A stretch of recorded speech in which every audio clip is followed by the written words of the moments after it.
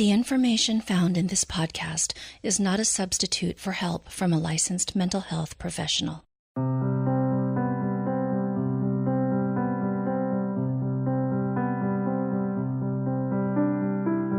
Hi, and welcome to the Women in Depth podcast.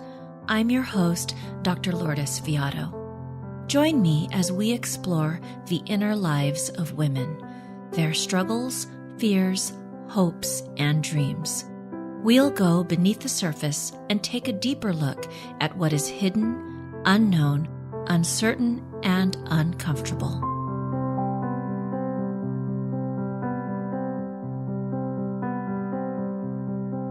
Hi, and welcome back to the podcast.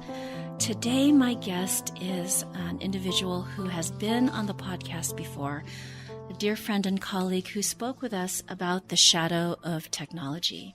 And in episode 28, we talked about how the overuse of Facebook, social media can lead to mental health concerns, the impact of technology on human relationships and interactions, and also how this all fits in relation to our connection to the natural world. So today, Dr. Beier is back to continue that conversation, and we will touch base again with some of the concepts we discussed before, but first and foremost, really wanting to give parents, moms, anyone and everyone some suggestions for navigating and interacting with social media, with technology in a more conscious way. So without any further ado, I'd like to welcome Dr. Anders Beier. Thank you so much, Lourdes. It's a pleasure to be back. Thank you for being here, and especially grateful for your patience with this process, but I know it's right on time. Very apropos. Yeah. So I'd like to start with just asking you how you were drawn to work or to research or to focus on this area of technology. Yeah, that's a good question. It started back in 2010 when I had been in private practice for a while, and a number of patients came through the door of various ages, but mostly, preteens and teens. And it became evident to me that at least a part of the clinical picture that we were dealing with, regardless of whether it was anxiety or depression or interpersonal issues or family issues, that technology actually was in the background playing a role, and that we needed to talk about that part openly, and that frankly in many cases it needed direct addressing within the sort of context of the whole family, because it was an issue which didn't just concern the youngsters, but actually was potentially just as big an issue for, say, the parents of the family. So that's sort of when my interest in this started, and I went on to actually do my doctoral dissertation on this very subject, as you know. It's so fascinating, too, because since our conversations, the few that we've had, I've begun to ask those questions, when sitting with my clients. And it's really interesting just to, there's a definite correlation between, depression, anxiety, and how much time is being spent online. And also just, I sense that many people don't fully really grasp how profoundly impactful the misuse, or I guess the unconscious use of technology can be.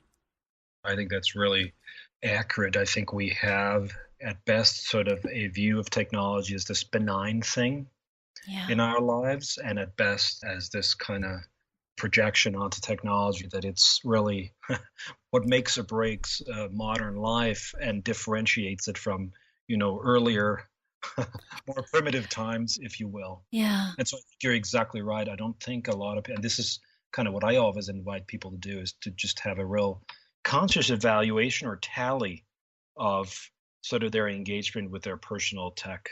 And most people are floored at, once they really do the tally and become more aware, how incredibly engaged they are and how incredibly time-consuming their personal electronics are in their lives.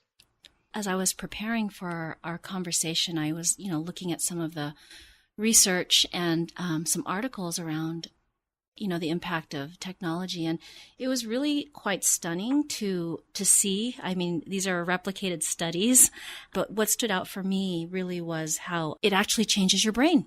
I mean, it changes our brains. It impacts our nervous system. So I would love if you can speak a little bit about some of the research that, that stands out for you in terms of what's important for parents to know, and maybe also for clinicians who also may be listening. Sure. I mean, if we start for just a brief second with the question of neuroplasticity, which is the way that the brain in a physical way is changed by our behavior, we can say, because we know at this point, that it doesn't really matter what we do, but when we engage in certain things and certain behaviors, and we do so over time and incessantly, it does change the design and the chemistry of the brain. The analogy to this would be sort of more of an addiction analogy, right? Mm-hmm. If that makes any sense. Yeah, I saw an article and they said that I think it was 5 to 10% of technology users are unable to control their time online, and that brain scans showed similar impairment as those with drug dependence. Yes. In the brain. That's correct. Simply true. We lose the ability to kind of control it, right? And in that vein, just either it was last week or the week before, the World Health Organization actually officially added gaming disorder to the list of mental diagnoses. Wow. Okay. And the American Psychiatric Association has not adopted that, and from what I'm understanding, is not planning to adopt it. But the World Health Organization is aware of some of the problematic behaviors that are significant enough for them to go out and add this particular diagnosis to the list of psychiatric disorders. Hopefully the APA will get on board sooner than later. I certainly hope so, because I think it's time to kind of take it seriously, right? Right, yeah. I think some of the numbers, and you and I have discussed this before between the two of us, because I remember you at some point asking me, literally, is there a time cutoff? Yes, I remember asking you that. Yes. Within which the behaviors are sort of normative and non-harming, so to speak, more normal, and is there a time where it flips a switch and it goes into something which is harmful or in some way? And I remember saying at the time that I wasn't aware of any studies alluding to that. And in the meantime, meanwhile, back at the ranch, I stumbled on a CDC study from 2017, which talked about, it was a study of 500,000 American adolescents. And it found that adolescents who spend 3 hours or more a day on their smartphones or other electronic devices were 34% more likely to suffer depression and suicide-related outcomes. Wow. Which means suicide-related outcomes is another term for suicidality and suicide attempts and completed suicides. Right, yeah. And then it set the kind of the border is that when you do less than 2 hours a day, you have significantly less of this depression and suicidality showing up in these teenagers. And if you go above 5 hours a day of device time, this depression and suicide outcome goes to 48%. Wow. So, you could say the rule of thumb that's starting to emerge, this was a significant study and it was reported by the CDC, is less than 2 hours of personal device time a day seems to be okay, whereas 3 hours or more is problematic, and above 5 hours, it becomes fairly problematic. This is just staggering, this information, that if at greater than 5 hours, we're at 48%, and you have people spending 2+ or 3+ hours just, during the daytime on their devices. This is just critical information that everyone needs to have, therapists, parents, because this is a serious factor in mental health, treating mental health, understanding it, and to not look at this piece and to not address this piece. It's like you have a boat with this huge hole and it's just taking on water. Yeah. Mm-hmm. I think it's irresponsible to just dismiss it without taking a look at it. And I think another interesting number, again from the CDC, is that between 2010 and 2016, the number of adolescents who experienced at least one major depressive episode rose by 60% nationwide. Wow. And of course, we can't sort of correlate that, or we can't say that was caused by technology usage. That's not a correlation I'm trying to make. But what I am trying to say is that the CDC says that in the 6 years from 2010 to 2016, our adolescents are statistically significantly more depressed than they were beforehand. Yeah. Now, I have a question. We're not just talking social media. We're talking video games, screen time. I mean, is any interaction with a device doesn't have to be your personal device? I think we're talking mainly, at least what I just was referencing here, talking personal technology, which predominantly means your smartphone, your iPhone. But of course, this is hard to carve out because you have access to anything really, including social media, on these devices, and that a lot of teens access. They don't use a laptop. They don't use a normal computer because, well, they don't need one. It's all the size of, a quarter of a page of paper right in their hand, right? And some of the things that aren't often talked about are things like, again, I'm just sort of saying this because people might not be aware, but things like sleep disturbances is a very significant problem. I don't have the most current data, but sleep disturbances for adolescents is a significant presenting clinical issue for psychiatrists and psychologists and psychotherapists, because technology in various ways interferes with the teens' ability to relax and fall asleep and sleep long enough to actually go into REM sleep without any number of dings and dongs going off under their respective pillows. And also, along with the sleep disturbances, I think another factor that I saw when I was working in a school district as a school counselor, and even now when I work with teens, is that there's research that shows that multitasking online reduces the brain's ability to filter out interferences, and it makes it harder for us to commit things to memory, to use those mental processes. And I think it's interesting, this is just a personal observation, that my teen clients who are spending more than 2 hours on their personal devices are also struggling with sleep, struggling with grades, and struggling with social interactions. And that comparison that happens from being on social media and that focus on your appearance and being cool and, all of that. It's like a perfect storm. It kind of is, right? You could say like part of what you're talking about is sort of the executive functioning suffering from this, right? Right. There's a reason why we call it executive functioning. And if it's not working well, we have a whole slew of functional issues on the back end of that, right? And that's what you're alluding to, I think, when you're running this list of presenting issues in therapy in teens, for example, right? Right, yeah. Well, I think, too, that it's one of those things where, there are a lot of things we can do as parents or therapists to begin to support our children or clients when they're struggling with certain mental health concerns. But it's interesting when you just kind of pull out that first thing of, okay, how much time are you spending on your personal device? And beginning to at least tackle that, like, let's just do this because it's something immediate and it can have an impact immediately. And it's so interesting, the resistance that happens. And that's always been something that, since we began talking about this over a year ago now, that I've noticed, and it really speaks to that addictive or dependent process where it's very difficult to give up. And even with parents, to even suggest to the parent that, I know you have all these things that are a concern, grades, attitude, behavior, but why don't we start here? Let's start with a more conscious use of technology. And that's actually not that easy. You're right. And it's also why sometimes I invite the whole family to do it together, right? Yeah.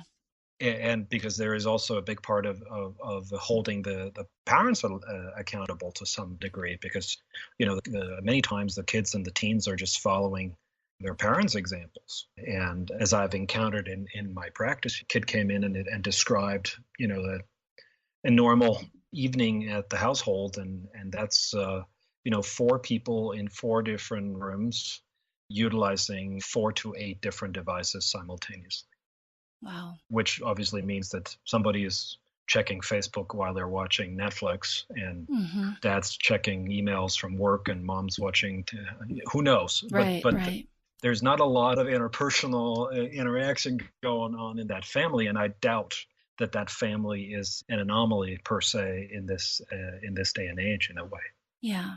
So this is a really good segue then, Anders, to what we really wanted to focus on today, which was to give listeners tools or suggestions for beginning to shift their use of technology. And so I love how you started off with bringing in the whole family. That's really key because it's a top-down process with parents. It starts at the top.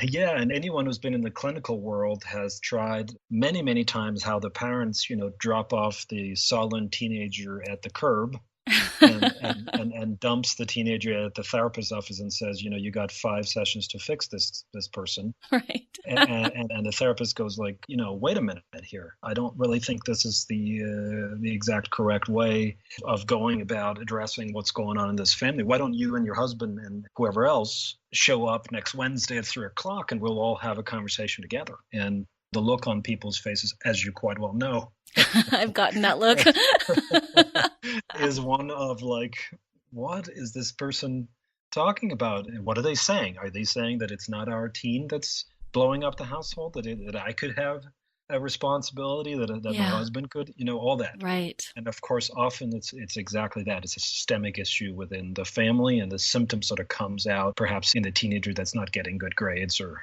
who's whatever that is going on with the younger person, right? Yeah. I just had to laugh when you said that because I've gotten some looks of surprise and some looks of indignation. And I think I've also gotten some looks that could kill. I've asked that. Exactly. Of course you have. What are you saying, lady? Right. Right. Yeah. Of course, it sort of speaks to this general human tendency, which is, well, I couldn't be the problem, so somebody else must be. Yeah. And, I couldn't be the problem, so the technology is a problem, which is kind of what we're talking about too, right? Which is the technology is just there. It's just sitting there waiting to be used. And so it's your decision and my decision in which way to engage it and utilize it and to what extent. Right. So how do parents begin this conversation? What would you suggest if there is a mom or a dad listening? Where do we start?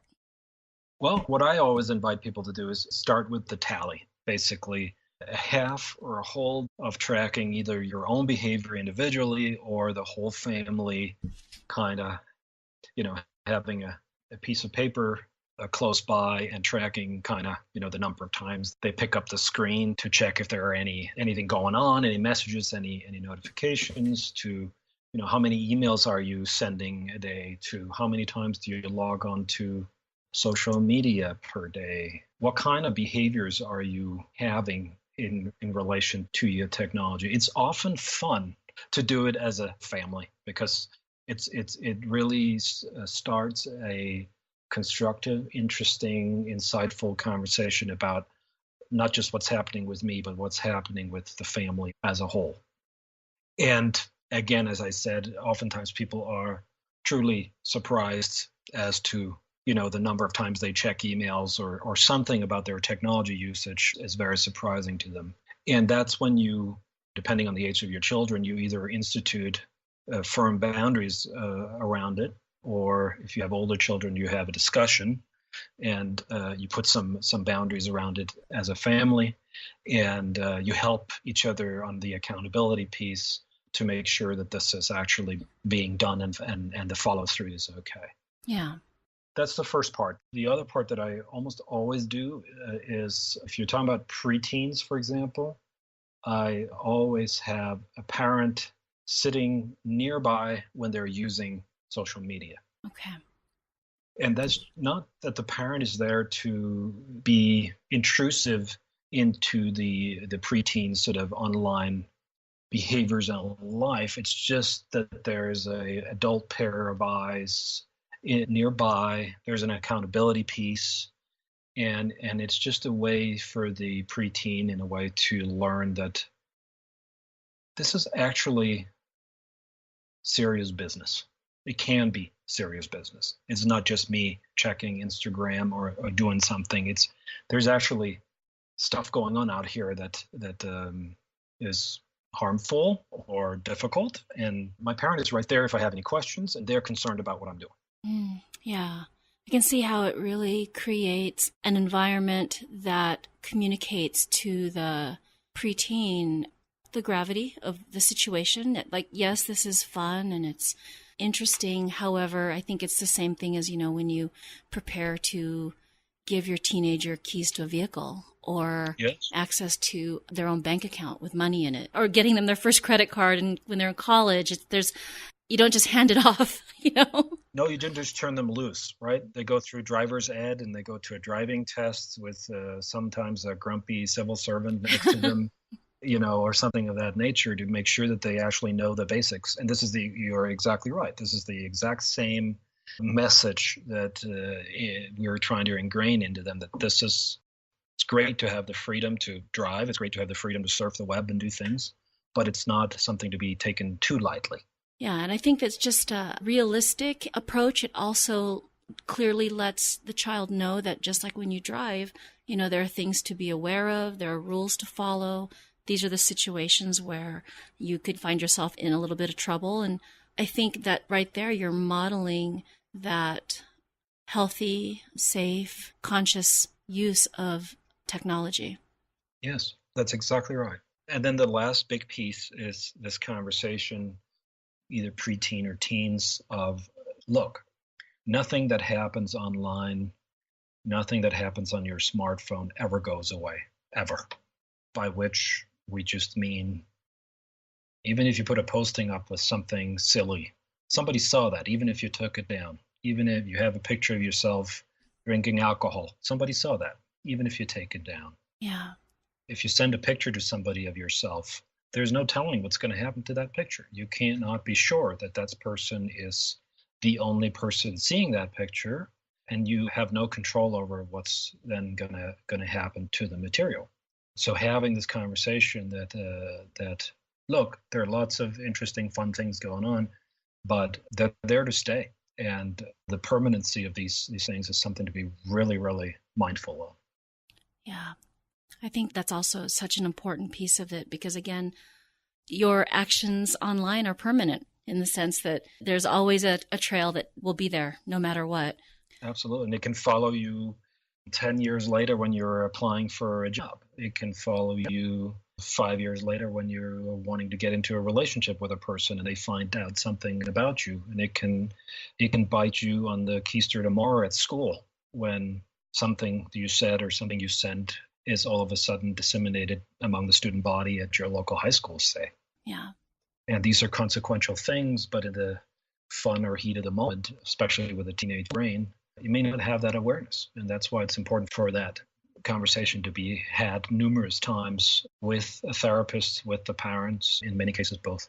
One of the questions that I hear sometimes from parents is, how do you know if it's the right time to give your child their own cell phone or personal device? And is this something that they may not even need? I hear a lot of parents grappling with that. And also it's difficult because, again, all the kids have one, So what are your suggestions around that topic? This is such a difficult topic. Okay. I am really not glad you asked. Since you did. Well, because I get stumped with it, because I get asked and I really don't know how to begin to answer it. I just give the cautionary things that we just shared. I share some of the research. I tell the parent how important it is to be completely engaged and involved with this process. But I just don't know if that's enough, if it's all right. No, so you're right. Okay. Yep. No, I think most of the time parents are looking for, like, okay, my child is 11, he or she should not have a cell phone, but they're turning 12 on Thursday, Right. which means they're now qualified to have a cell phone. That's it, exactly. Yeah. Right? Right. And I wish it was that simple in a way, because a 12-year-old is not a 12-year-old, is not 12-year-old. I think part of what we're talking about is sort of a maturity issue, frankly. And, one thing I always do say is that even though they hate it, buy them one of those terrible old-fashioned telephones the first time around, the one that can't do all the fancy stuff, and then let them know that once they've sort of proven themselves, they can upgrade to a smartphone, where all of a sudden the whole world is at their feet or fingertips. Because, I feel like with the world we live in, there are definitely 10-year-olds and circumstances where it would be appropriate to give a 10-year-old a cell phone. Safety, rides, this and that. And then there are other circumstances where it would be, ludicrous to give a 10-year-old a cell phone. So I think it's really, that's the reason why this is such a hard question, because it depends on so many things. But upgrading to a smartphone is always important. I always convey that. And I think buying a smartphone right out the gate, a 12-year-old with an iPhone, I'm just not a big fan, considering what's right at the fingertips of that person. Well, again, going back to the analogy earlier, it would be like giving a 12-year-old keys to a car. Yes, without driver's ed. Yeah. Yeah. Right? Right. We don't do that. Yeah. We just don't do it because it's not wise. It's unwise. I feel like a rule of thumb, other than start with a cell phone and then upgrade later to a smartphone, that's always the advice I give. And other than that, I really think it depends on the maturity of the child and teen that we're talking about. Yeah. So really, there's no, like you said, he turns 12 on Thursday. So, when you're 12, you get a smartphone. It's really, that's what makes it so important for parents to just kind of grapple with this and be in the uncertainty. And it's a decision that really, you're not going to get a sign that says, yes, 100%, this is what you do. You kind of do the best you can, weighing different things, like you said, your child's maturity level, having them earn their trust, but it's not this very simple decision-making process of a flow chart that if A, then B, that type of thing. I wish it was, right? Yeah. Like doing your income tax. Yeah. You add line 52 to line 53, and there you go. Yeah. It just isn't that simple. And of course, this is worse for parents, because now they're really put on the spot. They're under immense pressure, usually from their kids, to buy them a phone or a smartphone. And, there's all kinds of good arguments to be made for why they should. Right. And perhaps their gut is telling them, this is not quite the time. And yeah, probably they should follow that gut feeling, Right. So once parents have, followed these steps, and now their child is using technology, are there any suggestions that you have for parents now that this is happening? Because I think sometimes I see this with parents of teens. There's a lot of attention and focus at the beginning, like starting middle school or starting high school. And then there can be a tendency to kind of, they're off and running. And I feel in general, not just with academics, that, this is a process where you're not just teaching them about technology and getting them started and hopefully giving them tools. I mean, this is just like parenting. You're engaged in this process. It's ongoing. I couldn't agree more. I mean, I feel like this is a process that goes on, again, if we had to put something relatively firm, I think it'd be like, okay, once you release them into the world of college or that type of age, then, when they're out of the house, you have much less influence and ability to be there for dialogue or patrolling. Right, patrolling. Either one, right? Right. But I think as long as they're under your roof as a parent, I think it ought to be an ongoing discussion and evaluation. And I definitely advocate that, because I think, through high school, the traps are many. Yes, yeah. But once they're out of the house, you kind of got to have faith in the fact that they are, that they're responsible until you know different. Yeah. Anders, what are some resources, either books or websites, that you recommend for parents who might be interested in learning more? It's really difficult to say. I mean, there are a couple of excellent books, and I feel quite badly that I don't really add any to the list that I submitted at our last talk. I think there's good information at the CDC website, which is just that's more the heavy duty, the studies, but they are comprised into about a paragraph or so if one's interested. One of the books that I find myself recommending a lot these days is Daniel Siegel's book, Brainstorm. And Daniel Siegel is a medical doctor who's probably the world's foremost expertise on the human brain. And he wrote Brainstorm. It's called Brainstorm, The Power and Purpose of the Teenage Brain. And it's really about what's happening in the brain from age 12 to 24. And that is a really, really, really excellent resource, not just in relation to technology, but really understanding what is the emerging brain, what is it preoccupied with, how does it work, and where is its limitations. So I recommend that. That's a wonderful, wonderful book. Okay. And we can include also the resources you mentioned in episode 28. I think one of them was with Dr. Larry Rosen. There was an article I think you recommended by him. And Larry Rosen's book, Eye Disorder, is a really wonderful resource. It's easy to read, though it is based on the best research we had in 15 or 16. And we just have to acknowledge that this is an emerging field of study, and that the body of knowledge about this, grows exponentially every year. And I wouldn't say that I'm aware of any outdated info, but in the world of technology from 2015-16 to 2018, that's an eternity in a way, right? Yeah. I mean, so much has happened since we last spoke, right? Really, but I think one of the things that's also happened is that whereas perhaps a year or two ago this might have been considered a fringe conversation, I'm pretty certain that most people, if not parents, certainly would be like, yeah, this might be worth spending a few minutes reading about and talking to my spouse about and talking to my partner about and talking to our kids about. Yeah. And Anders, what is the best way for listeners to learn more about your work and get in touch with you?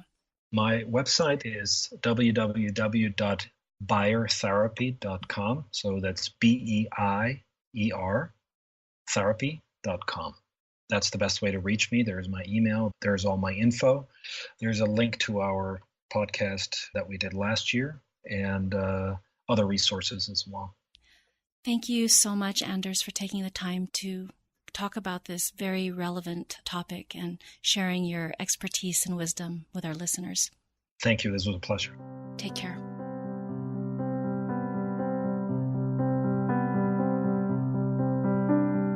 Thanks so much for listening to the Women in Depth podcast. I hope it brings you a deeper understanding of yourself and others, and that you found some insights that illuminated and inspired. You can follow Women in Depth on Facebook and YouTube, and if you haven't yet, please subscribe on iTunes and leave a review. And finally, if you enjoy Women in Depth, please share with a friend. Again, thank you so much for listening, and see you next time.